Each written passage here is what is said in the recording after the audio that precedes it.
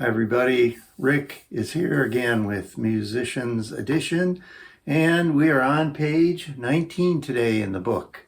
Before we start page 19, I wanted to talk about a couple things that I was thinking about as I was assembling my instrument today. Let's talk for a minute about reeds. Just a couple things. Remember that reeds do not last forever. And so even if they are not chipped or warped or any of those things, they still will wear out. So if a reed starts to get warped after you wet it, so it's the tip of the reed is a little bit wavy, that reed is starting to get soft. You can temporarily help it out by taking the tip of the reed and after you wet the reed, placing it against the flat part of the mouthpiece, and you can just hold it there and let it dry a little bit with your thumb, and that will straighten the tip of the reed out a little bit, helping it work a little longer. But again, that reed is starting to get soft and getting worn out. Also, if your reed gets any chips or cracks in it, you should use a different reed.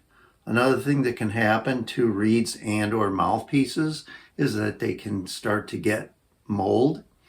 And if you start to see mold, that's it looks like just it starts to get black.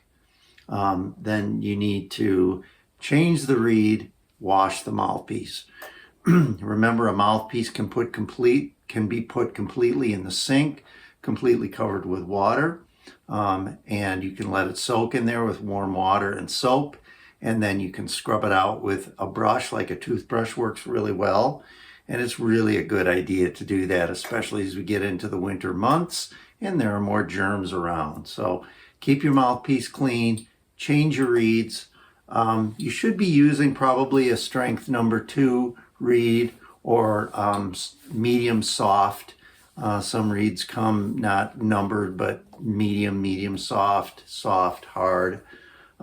So I would say using a 2, maybe you could try a 2.5. A little stiffer reed will give you a bigger sound, but your embouchure has to be ready for it. So you need to experiment with that a little bit.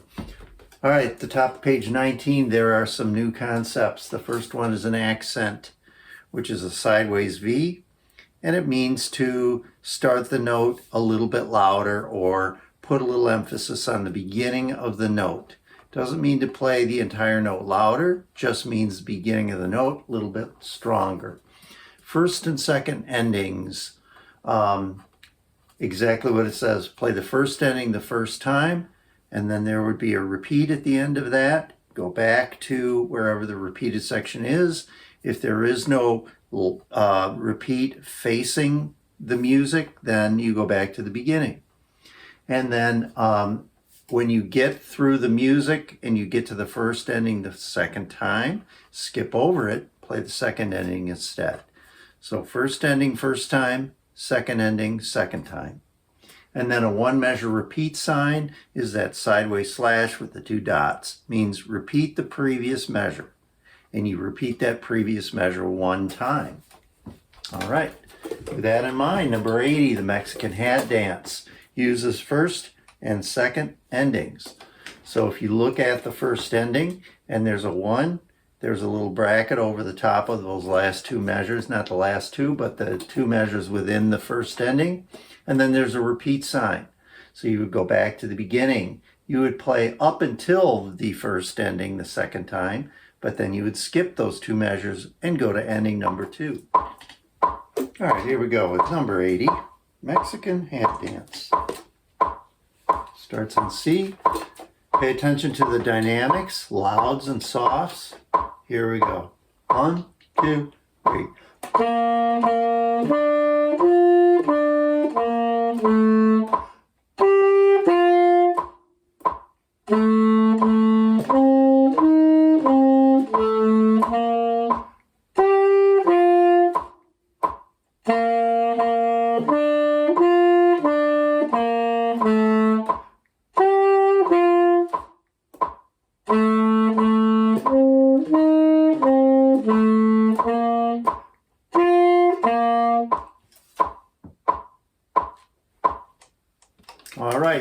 can clap along. If you look underneath the notes, you see there's some claps and some stems with X's.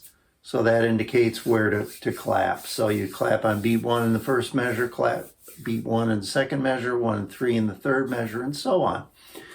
Also, make sure you pay attention to the accent marks above the notes in part of Mexican hat dance and dynamics.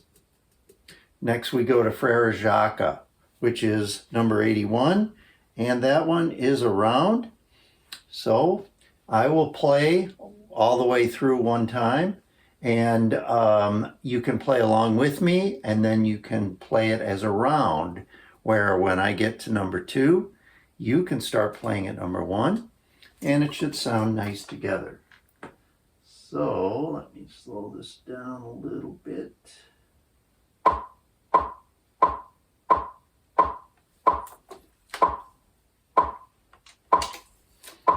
All right, here we go. Number 81. 1, 2, 3, 4.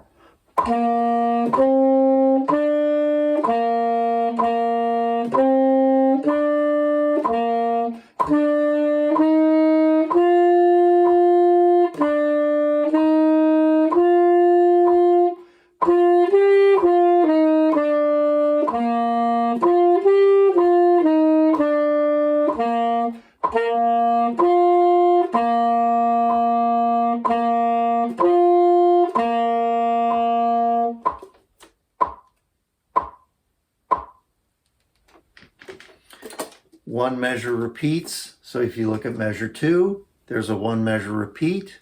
Go back and play the first measure again. Then go to measure 3, play that one. In the 4th measure, there's a 1 measure repeat. Repeat measure 3, go on to 5, so on.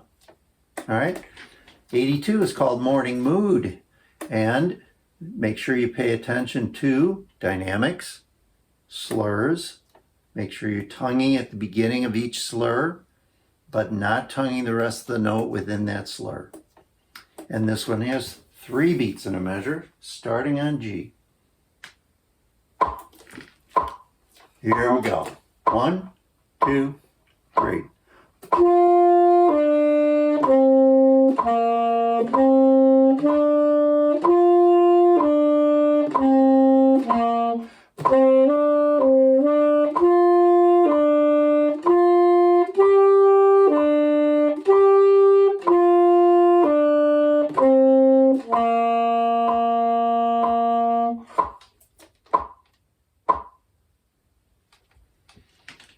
Taking a look at number 83.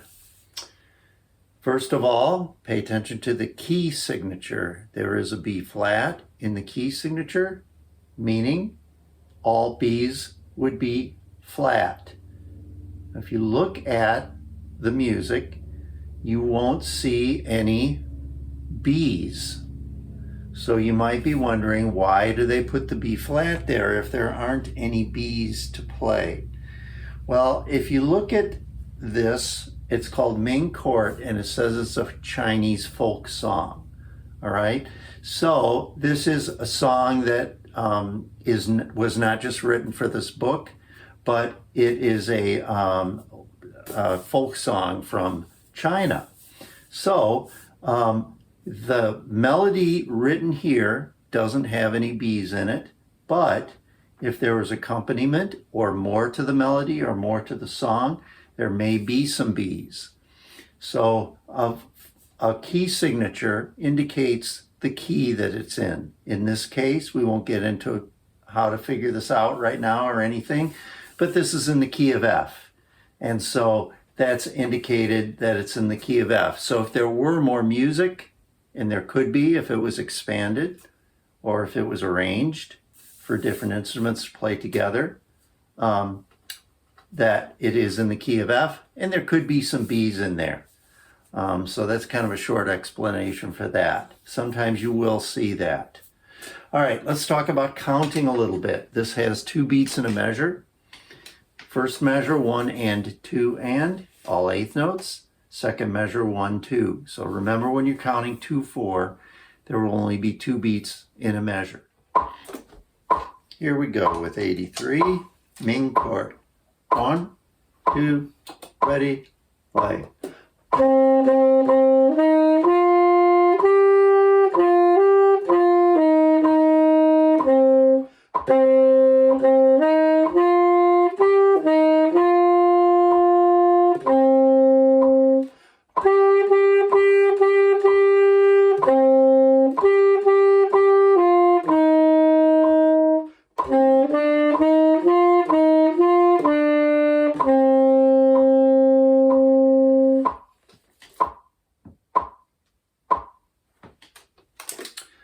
Underneath this one, it says write an S for slurs and a T for ties. Remember the difference between a slur and a tie. They are both a curved line, but a slur connects notes that are different and a tie connects notes that are the same. But the idea of the curved line, remember whether it's a slur or a tie, is to tongue at the beginning of the curved line, but not again within the curved line. Okay? 84 is called Go for Excellence. So check the key signature. There's a B flat in the key signature. Pay attention to where the natural signs are. Remember, a natural, the definition is, cancels a flat or sharp for one measure. So any other B's, any other notes on that same line, in this case B's, would also be natural for the rest of the measure. Okay, this one, I'm going to slow down the metronome a little bit. And you might need to practice this one a little bit to get everything correct. 1, 2, 3, 4.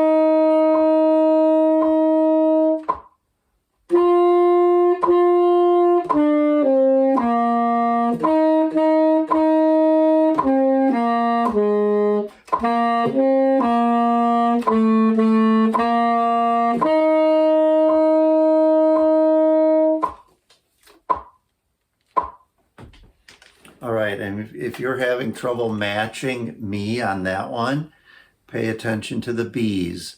About half of them are B flat, about half of them are B natural. All right? All right, good luck. I will see you next time.